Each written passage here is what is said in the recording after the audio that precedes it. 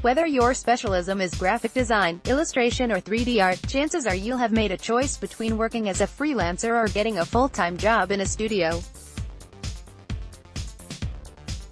It's a major decision, and there are big pros and cons to each. In this article, leading creative professions on both sides of the fence share their experiences to help you decide what's right for you.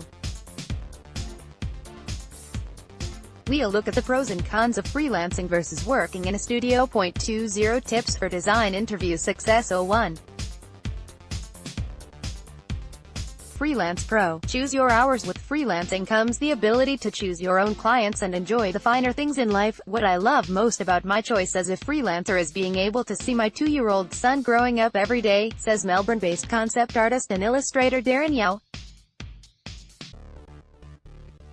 As well as being able to offer him front-row seats to an alternative look at how career and life can intertwine. And of course, getting paid to do that. 02. Freelance Con. The non-creative stuff. Yo failed at being freelance twice. Moving back into studio roles, it's only over the past few years that he's successfully crafted a path for himself, working from home and being his own boss, and he wouldn't have it any other way. However, he's careful to emphasize what a big decision this was. Freelancing is a serious undertaking that requires the wearing of numerous hats to pull off successfully, he explains.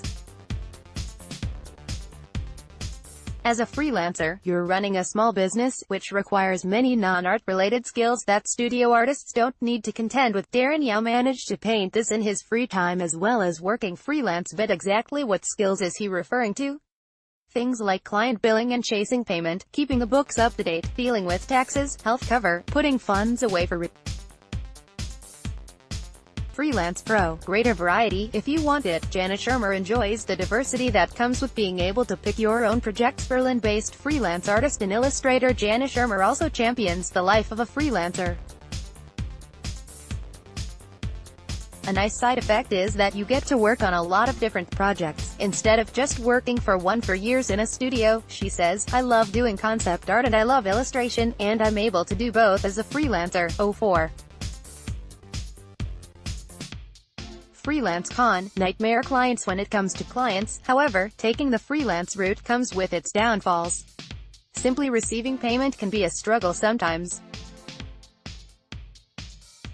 But, as Shermer explains, it all comes down to the correct contracts. Don't start working before you see a contract, she continues. Once I started working for a small client when I had just started freelancing.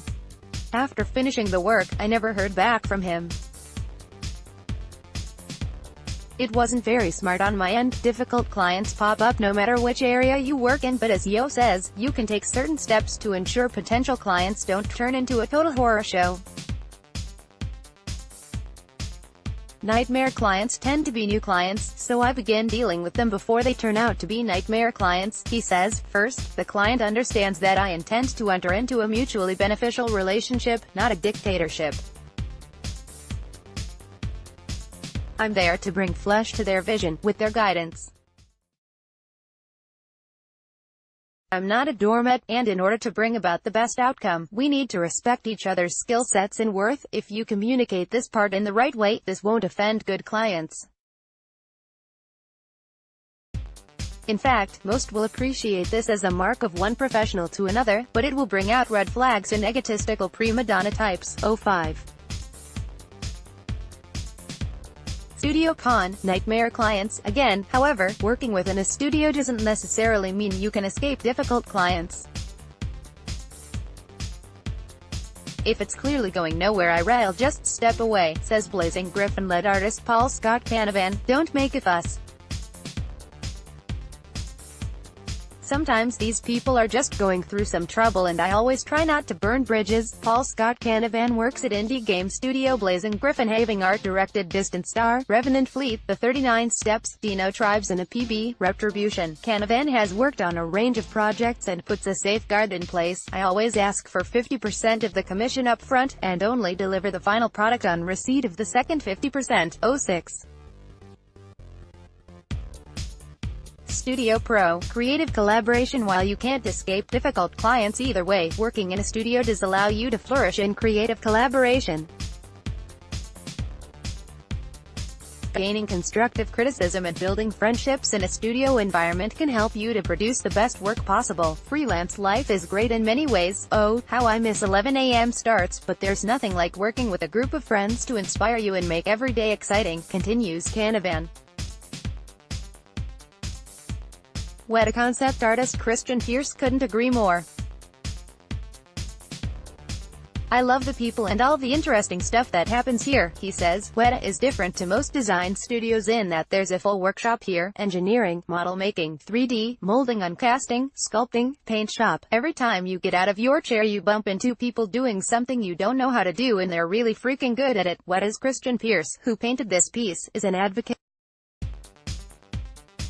Take the plunge. It's always worth doing. This article originally appeared in Imagine FX. Subscribe here, like this, read these.